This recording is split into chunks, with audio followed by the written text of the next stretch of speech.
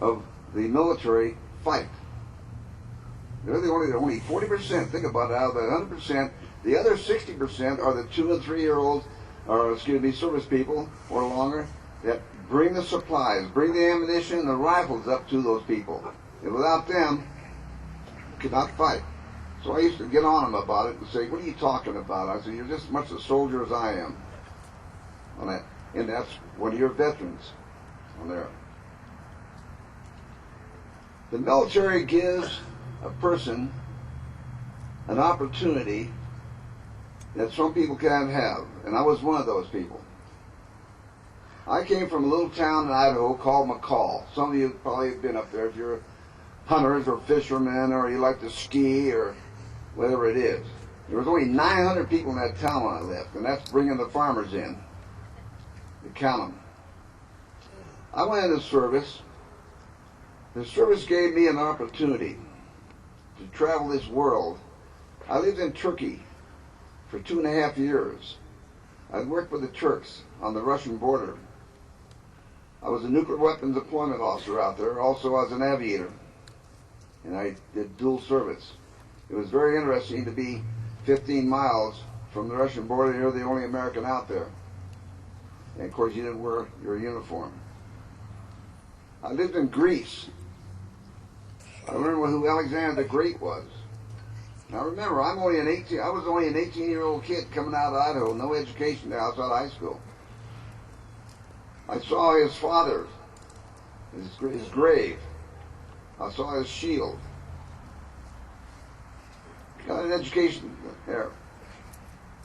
I lived in Germany, in Heidelberg and Mannheim. I learned a lot about the Germans, especially the German women. We call them walking dictionaries. I lived in Japan, in Hokkaido. If you remember, in 1952, the Russians were demonstrating off the coast of northern Japan. They were making parachute jumps. So they had to take the best division in the whole world out of Korea and put them in Japan. That was the 1st Cavalry Division. We went up there and we went ahead and put up fortifications and everything and told the Russians, "Come on." Well, they backed down. Didn't come. I lived in Libya, North Africa. I was out there for not a long time, but I was out there surveying the desert. Somebody in our country realized that we might go to war with Libya someday, and so I was out there helping surveying it.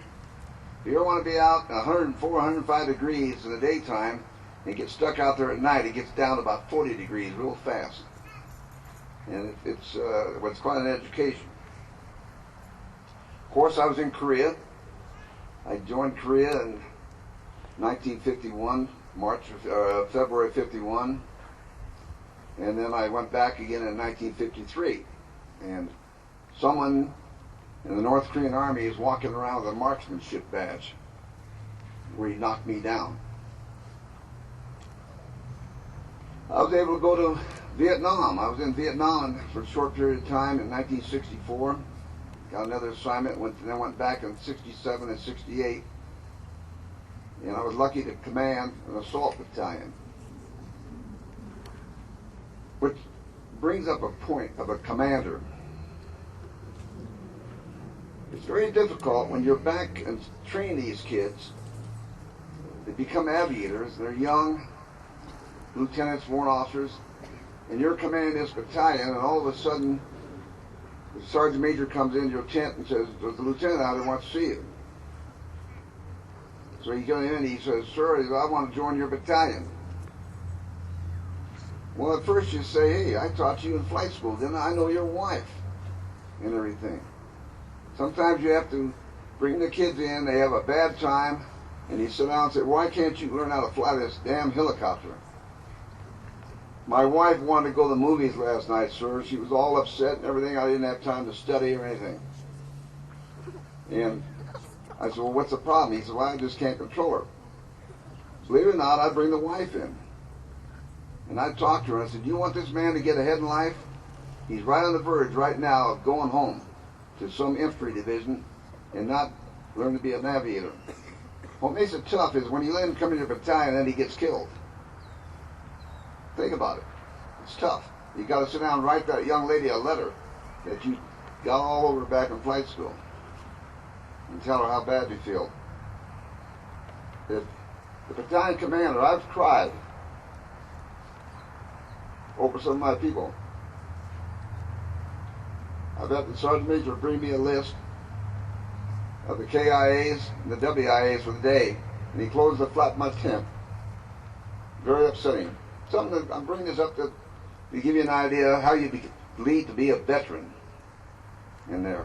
Because just be a veteran, there's more than the word veteran. It's the life you lead to become a veteran that's important. I was able to get a college education in the Army.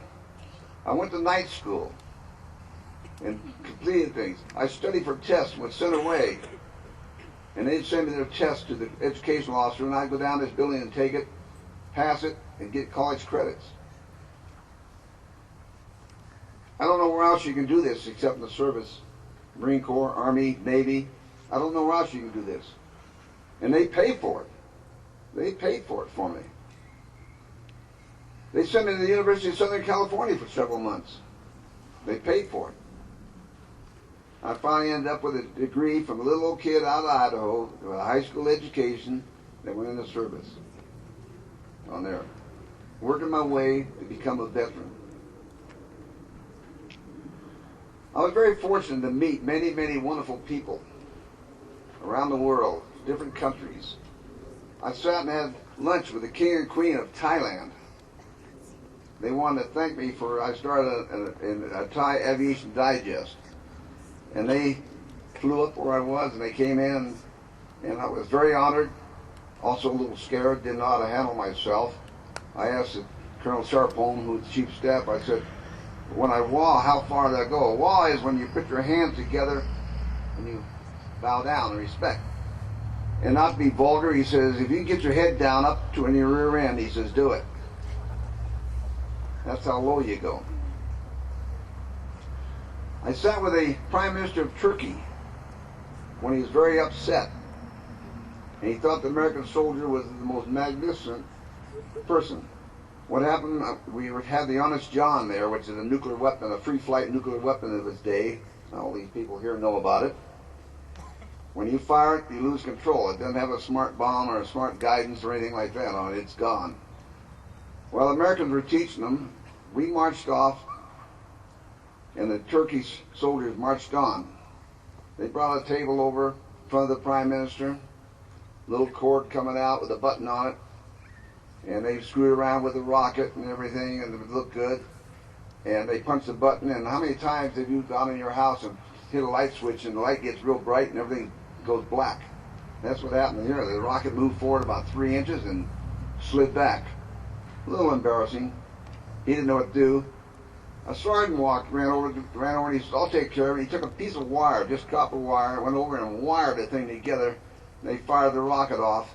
It took the place of a fuse. It was a 25-cent fuse that burned out, and he put it in the wire. The Prime Minister thought that was wonderful, but he lost trust in his Turkish soldier until we talked to him and explained to it. But I got to meet these people.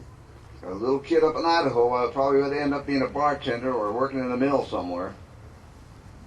But I got to get out, meet these people, because of the United States Army and the Marine Corps and the Air Force all had the same opportunity that I did. And it meant something to me. What's really wonderful about all these videos, I met some other wonderful people, professional soldiers in the different countries. I met classmates around the world. A couple times, I'll give you not the whole, but a couple times. We got in a firefight when I was a young lieutenant in Korea, and we were fighting the North Koreans, and it got kind of hot and heavy, and all of a sudden we ended up getting support out of our flank, and we didn't know who they were, and it turned out to be the division next to us, and they were on a patrol like we were and ran into the enemy. They took it up, and we did the old proverbial kick rear end and everything. Now, I've been out of school, military to mystery school for a couple of years, and here I go there, and here who's standing there? One of my classmates. Had to go all the way over to Korea to see one of my classmates. So I mean, it was a marvelous feeling, marvelous feeling. Had another opportunity. I go into northern Italy, and I had an aircraft problem at the Alps. My engine was quitting on me. I had one single engine. Kicked the door off, made sure my parachute was on, and was prepared to bail out. Turned the aircraft into the Alps and the mountains. I wouldn't go any of the little towns up there. And I finally made it, and I landed there, and I went down, and I'll be darned if I didn't get there. Here comes the guy walking across, and he says, "Can I help you?" And I look up. We're both captains now. Here's another one of my classmates, clear across the world, military, veteran. So to me, I'm proud of that. One more thing we have, we're called veterans, but we have another class of veterans too. And some of these people, such as Commander Don Brown, Chuck Peake, they put their time in the Marine Corps, but then they became policemen. And they retired out of the police force, and they're veterans. So sometimes I don't think we give enough credit to all the people, because they have put their life on the line. And I say the same thing as all we are proud of are the firefighters. How much the firefighters put on. But we don't show, we show them one day, thank you firefighters, after you've done something and put out a fire or something. We ought to praise them more often. One thing about being in the military, you put 20 years in the military, you can retire, you can go back to school and become a school teacher. Can you imagine a sergeant major, tough guy? And all the ones I knew were really tough, kept me moving. In fact, most of them taught me what I know now. Can you imagine being a school teacher and going into school and have some kid talk back to him? Not very long, but that kid coming out of school will be educated. And that's the opportunity the military gives you. And the big thing about it, the military pays for them to go to that school. On it. You can go to any professional way of life. And that's what I'm really getting down to, is that a kid today can go into service from 18 to 42 years of age. When I went in the service, you couldn't do that. You go in at 18, lie if you're 17, if your parents want to get rid of you and sign the bill and said, yeah, he's 18, got to get you out of the house, or anything. But he can go in, and if let's say he's 40 years of age, he can go in and he get a bonus. I just talked to recruiting. He get a bonus of several $1,000s because, let's say, a backhoe driver, anything, a heavy truck driver, semi-truck driver. The military needs these people, and it'll take these people up that age and give them a bonus for coming in today. A young kid, 18 years of age, will go in and he can sign up and he can get a bonus just for signing his name of a few $1,000s. So what's my point? You got a grandkid that's home, you got a son that's home or a daughter that's home and they're not quite making it, talk them into it. In closing, I'd like to thank all of you for coming out here to honor the veterans. And I speak this in their behalf. I know they all would like to get up this microphone and say thank you. So if you take my voice for them. But I want to thank all of you for coming here and honoring us. I think it's wonderful. You're true Americans. There's one last point. There's one veteran we have never talked about. And you don't hear him talk about it. That is the wife. The wife of the serviceman has a tough life, a very tough life. Can you imagine a woman coming out of Japan, 22 years of age, going to an airborne division? Her husband goes with her. They report at the post. He says, I'm going to check in and let my commander know that I'm on post now and I'll be for duty in a week after we get my family settled. He goes in there, the commander is in there, and he says, "Oh, thank God you're here. I need a company commander right away. We're going to the field tomorrow." For 3 months. Now this soldier had to go home, well, not a home, to a motel, haven't even got a home yet, and tell his wife, "You're going to have to go draw quarters. You're going to have to put your kid in a school. You're going to have to set everything up." And she's never been on a military post before in her life. After 3 months, you come home, you don't even know where your house is, you're looking for it. Let me tell you something, that house is cold. It might be 85 degrees in there, but it's pretty damn cold when you walk in the door. Believe me. And that sofa gets pretty damn tough after 2 weeks and everything. That's part of being a veteran, but I salute the military wife. She's a veteran just as much as that soldier is. And all that. Again, I thank you for letting me be here. I'm very humble about this. I thank Commander Brown for considering me. I think the Marine Corps, I think it's got a wonderful organization up here, although I'd rather be a soldier.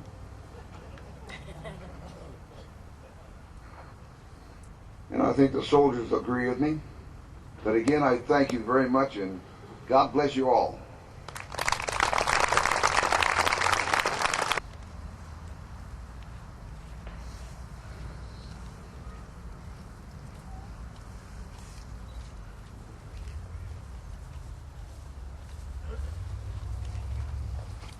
Yanka, and let our love stand beside her and guide her through the night with the light from above, from the mountains to the prairies, to the oceans white with foam. God bless America, my home, sweet home. God bless America, my home, sweet home. And that concludes it, and we thank you all for coming.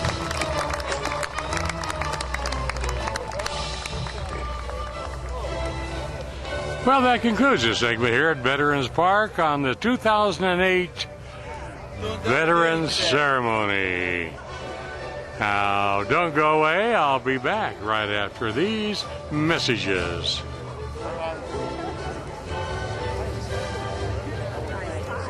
It shows.